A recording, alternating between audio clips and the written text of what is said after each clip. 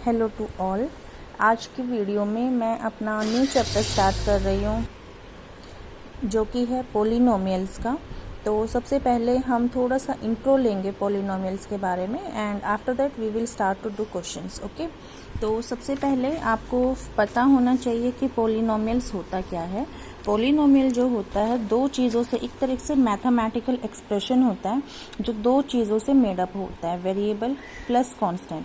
ठीक है, for example मैं एक एग्जांपल ले रही हूँ 2x प्लस 3। तो इसके अंदर जो ये 2x और ये 3 हैं, ये इनको अगर हम इंडिविजुअली बोलें तो ये होती हैं टर्म्स, जैसे 2x भी टर्म है और 3 भी एक टर्म है।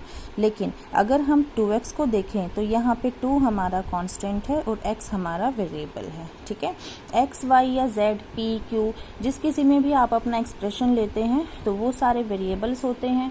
जितने भी न्यूमेरिक नंबर्स होते हैं वो हमारे सारे कांस्टेंट्स होते हैं। पोलिनोमियल की दो कैटेगरी होती है, एक तो मतलब दो तरीके से हम उनको डिवाइड कर पाते हैं। पहला होता है अकॉर्डिंग टू टर्म्स एंड अगला होता है according to degree. According to terms कैसे, जैसे मैंने लिखा 2x, तो इसके अंदर सिर्फ एक ही टर्म है तो हम उसे बोलेंगे मोनोमियल। मोनोमियल मतलब single term, an expression having the single term is called monomial.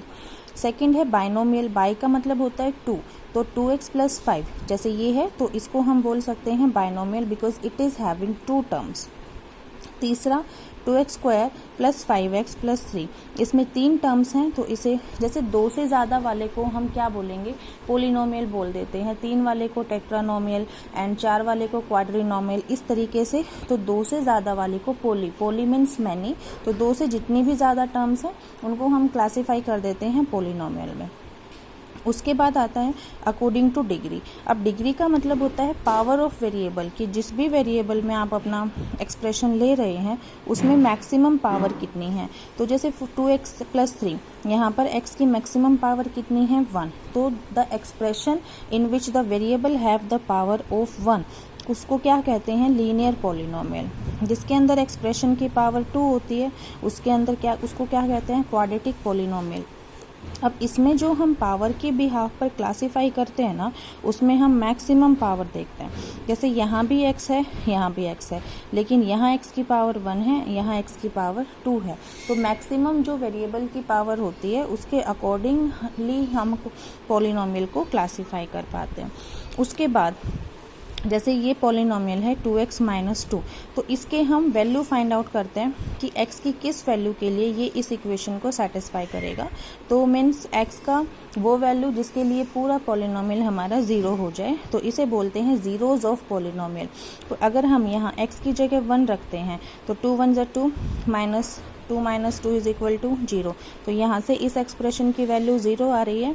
It means ये क्या है, जीरोज ऑफ पोलिनोमियल। ठीक है, अब अगर मान लो जिस भी इक्वेशन में हम लीनियर पोलिनोमियल ले रहे हैं तो उसके अंदर x का सिर्फ 1 ही ज़ीरो होगा या 1 सॉल्यूशन होगा। अगर हम x की पावर 2 यानी क्वाड्रेटिक पोलिनोमियल ले रहे हैं तो उसके अंदर x के 2 सॉल्यूशन होंगे, हम बोलेंगे कि 2 ज़ीरोज़ होंगे। ठीक है, उसके बाद एक रिलेशनशिप आती है जिसके अंदर हम ज़ीरोज़ में और जो कोफिशिएंट होते हैं एक्सप्रेशन में उसके बीच में कुछ रिलेशनशिप डेवलप कर सकते हैं। फॉर एग्जाम्पल अगर अल्फा एंड बीटा 2 ज़ीरो हैं हमारे एक्सप्रेशन के या पोलिनोमियल के, तो हम एक निकालते हैं sum of zero. Sum of zero मतलब minus B by A, product of zero C by A. अब ये ए बी सी होते क्या हैं, जैसे आप एक्सप्रेशन लेते हो इसे हम बोलते हैं standard expression, ax square plus B X plus C, और ये ले लिया। ठीक है, तो हमने क्या करना है, फर्स्ट जो वैल्यू होती है हमारी वो होती है a, जो x स्क्वायर का कोफिशिएंट होता है दैट इज a, x का कोफिशिएंट होता है दैट इज b, और जो थर्ड कांस्टेंट टर्म बच गई उसको बोलते हैं c। तो सम ऑफ ज़ीरो में हमने लिया माइनस b बाई ए, तो b की जगह वैल्यू पुट कर दीजिए 2, a की जगह वैल्यू पुट कर दीजिए 3। उसके बाद प्रोडक्ट ऑफ ज़ीरो हम निकाल सकते हैं c बाई ए, c की जगह है 1, a की जगह है 3। ठीक है, अब जैसे हमारे पास जो क्वेश्चंस आते हैं ना इन 10th क्लास, वो दो तरीके से आते हैं कि आइदर आपको गिवन एक्सप्रेशन में sum of zeros and product of zeros find out करने होते हैं, या फिर सम ऑफ ज़ीरो और प्रोडक्ट ऑफ ज़ीरो आपको गिवन है तो उसके बेस पर आपको एक्सप्रेशन फॉर्म करना होता है।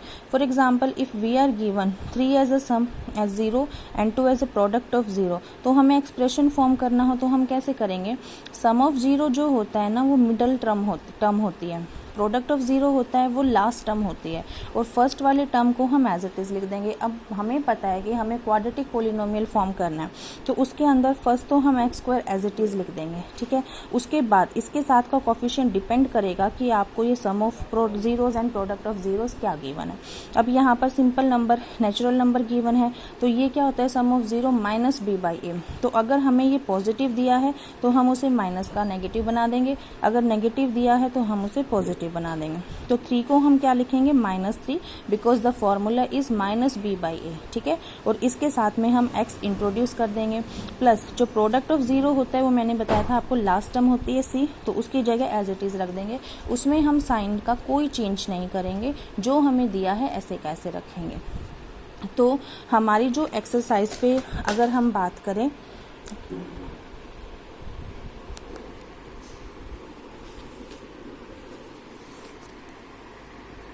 एक्सरसाइज 2.1 में हमें ज़्यादा कुछ नहीं पूछा गया है, तो उसमें आपको एक ही चीज़ याद रखनी है कि जो मोनोमियल्स होते हैं, मोनोमियल्स में जैसे लीनियर इक्वेशन है, तो लीनियर इक्वेशन का अगर आप ग्राफ प्लॉट करते हैं इन कार्टेशियन प्लेन, ठीक है, तो उसके अंदर एक स्ट्रेट लाइन आती है। आप जो ये चीज़ें हैं ना, ये 9th क्लास में भी स्टडी कर चुके हैं कि जो लीनियर इक्वेशन होती है उसका अगर हम ग्राफ प्लॉट करें तो वो स्ट्रेट लाइन होती है।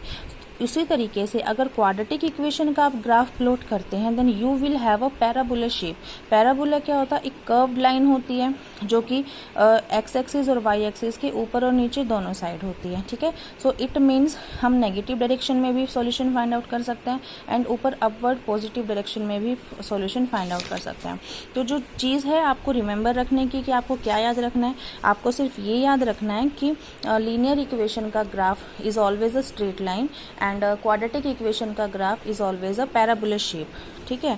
तो 2.1 में आपके पास क्वेश्चंस नहीं है करने को, तो आप उसे स्किप कर सकते हैं। 2.2 में अभी जैसे मैंने आपको बताया है कि आपको क्वेश्चंस फॉर्म करने हैं। पहले वाले में आपको निकालना है रिलेशनशिप, मतलब उसके sum of zeros and product of zeros निकालने हैं, और सेकंड वाले क्वेश्चन में आपको गिवन है तो उससे एक्सप्रेशन फॉर्म करना है।